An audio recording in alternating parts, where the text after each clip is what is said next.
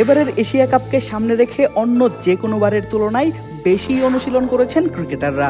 জাতীয় স্টেডিয়ামের running ট্রেকে ১৬০০ metre দৌড় থেকে শুরু করে নাথান কেলির বিশেষ ফিটনেস ক্লাস, কিংবা ঢাকা থেকে সিলেট উড়ে এসে স্কিল ক্যাম্প, আর শেষে ফ্লাডলাইটের আলোতে এসে অনুশীলন ম্যাচ, কোনো কিছুই বাদ রাখেননি টাইগাররা। এমনকি এশিয়া কাপের প্রস্তুতি পুরোপুরি সম্পন্ন করতে ডেকে আনা হয়েছে নেদারল্যান্ডসকে, যাদের বিপক্ষে ৩ ম্যাচের টি-20 সিরিজ খেলবেন লিটন দাসের দল।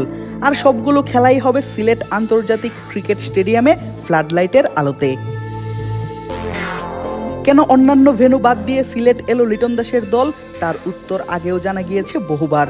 এবার টানা ৮ দিন অনুশীলনের পর অধিনায়ক নিজেই জানালেন কেন তারা সিলেটেই নিচ্ছেন এশিয়া কাপের প্রস্তুতি। আমি আগেও বললাম যে এখানকার কন্ডিশনটা অলমোস্ট সিমিলার হওয়ার চান্স আছে ওখানে আবুধাবিতে। সো আমরা কয়েকদিন ধরে প্র্যাকটিস করেছি এবং একটা ম্যাচও খেলেছি।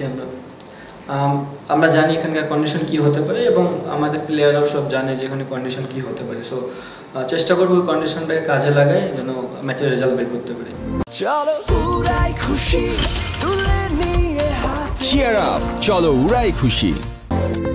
ঠিক তাই, বাংলাদেশ এশিয়া কাপ খেলতে যাবে সংযুক্ত আরব আমিরাতে। সেখানকার উইকেটের কন্ডিশনের সাথে বেশ মিল রয়েছে সিলেটের। শুধু তাই নয়, মিল আছে আবহাওয়ারও।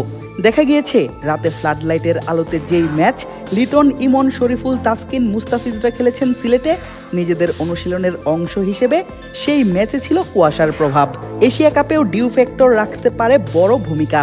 অধিনায়ক লিটন কুমার দাসের কথাতেই স্পষ্ট, দল প্রস্তুত আছে সেই সব কিছু মাথায় রেখেই।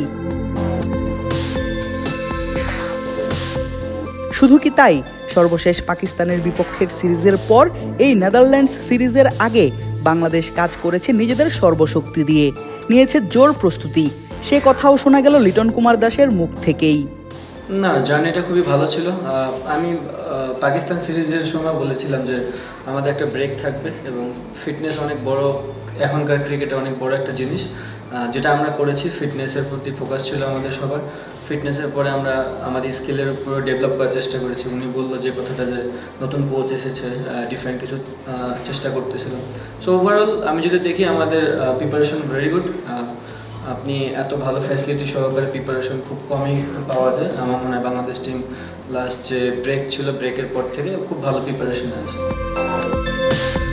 আন্তর্জাতিক ক্রিকেটের দীর্ঘ বিরতি আর ক্রিকেটারদের হাড় ভাঙা পরিশ্রমের পর প্রথম দিনই সংবাদ মাধ্যমের মুখোমুখি হয়ে অধিনায়ক যে আশার বাণী শোনালেন, তাতে অন্তত কিছুটা স্বস্তি পেতেই পারেন দেশের ক্রিকেট দর্শকরা। শ্রীলঙ্কাকে তাদের মাটিতে সিরিজে হারিয়ে ঘরের মাঠে লিটনরা জিতেছে পাকিস্তানের বিপক্ষে। এবার নেদারল্যান্ডসকে বড় ব্যবধানে হারাতে পারলেই প্রমাণ হবে বৃথা যায়নি ক্রিকেটারদের এত পরিশ্রম।